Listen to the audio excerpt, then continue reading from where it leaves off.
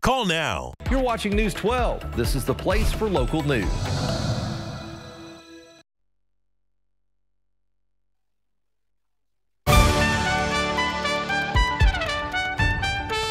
Cue the trumpets on this Thursday morning as we welcome you to CBS Mornings. I'm Gail King. I'm Tony DeCope. And I'm Nate Burles. We're all here, so let's go to today's Eye Opener. It's your world in 90 seconds.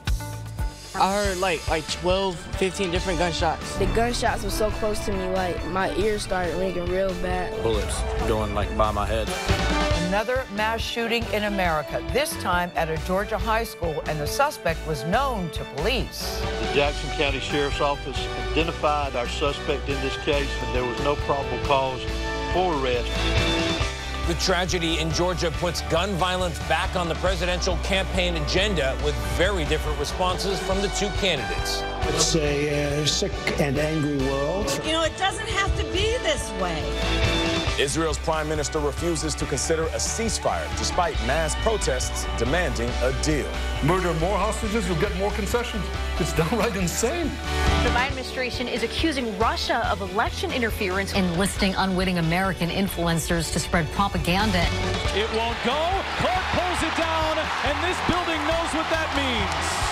Caitlin Clark continues to reach new heights in the WNBA with her second career triple-double. No other rookie has ever had a triple-double even once. Grief grips a community in Georgia where 2 students and 2 teachers never came home after school. I was born and raised here. I went to school in this school system. My heart hurts for these kids. My heart hurts for our community. But I want to make it very clear that hate will not prevail in this county.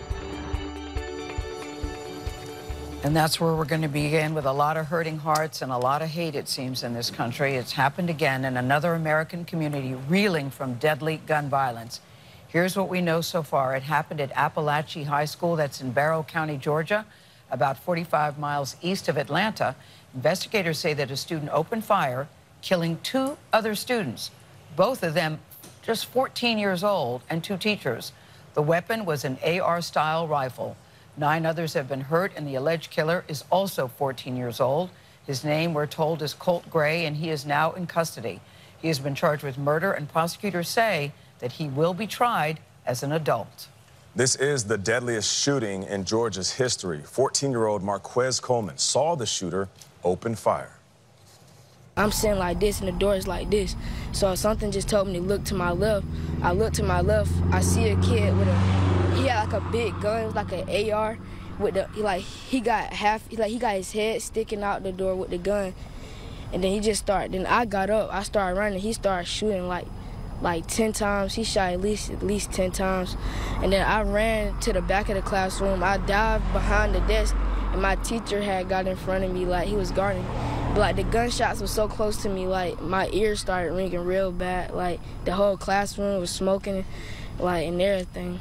And then when he finally got out of the classroom, my teacher started barricading the door with desks and bookshelves.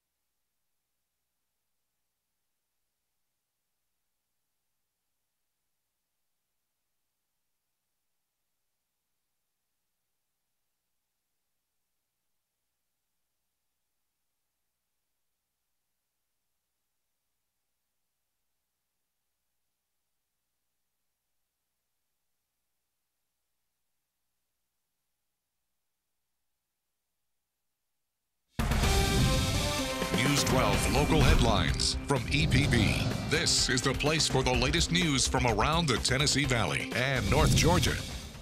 Good morning, I'm Amelia Greer with a look at one of today's top local stories. A student at Ivy Academy has been arrested and charged with making threats of mass violence. Yesterday, a school resource deputy at Chattanooga School for the Arts and Sciences was notified by a school administrator about a group text message between students and a former student involving a threat to CSAS. According to the sheriff's office, the student posted several images of schematics for an explosive device, armor-piercing bullets, and requested help in getting a diagram or map of the school. The former student who made these threats is a current student at Ivy Academy. He confessed to making the threat and was arrested. That's a look at one of the morning's top stories. I'm Amelia Greer. You're watching News 12.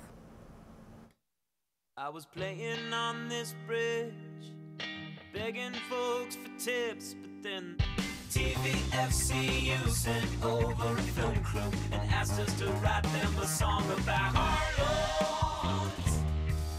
Get the best of TVFCU. This is a song about Harlots. Apply online or call 634-LOAD to learn more about your Harlot. Before the damage can strike, stay focused with News 12 on approaching storms to keep you updated with critical information. Using on-air coverage and timely alerts on the News 12 weather app, you'll know when severe weather is heading your way. With the experience and priority to keep you informed, News 12 Chief Meteorologist Austin Onek and Chip Chapman. This is the place for severe weather coverage. Sponsored by Critical Power Solutions, your wholesale generator supplier. From the EPB Fiber Optics Weather Center, your News 12 AccuWeather forecast. We've got a lot of cloud cover all across the area, and we'll continue to see that cloud cover developing as we head throughout the first half of the day. By later on this afternoon, some breaks in the cloud cover, and this will give us some degree of sunshine. Earlier this morning, it was a beautiful day at the Island Cove Marina and Resort, and as we get into the afternoon, plenty warm and plenty muggy, but not oppressively hot or oppressively humid. 89 degrees this afternoon, a bit cooler tomorrow with 83, and then Saturday, Sunday, Monday, and beyond. Chock full of sunshine, very comfortable. Early morning lows Sunday and Monday morning, mid-50s here in the valley. You get into the mountains in areas away from town, you will fall into the upper 40s. It does turn warmer for the middle and latter part of next week. Chief Meteorologist Austin Onek has more on that tonight here starting at 5:30.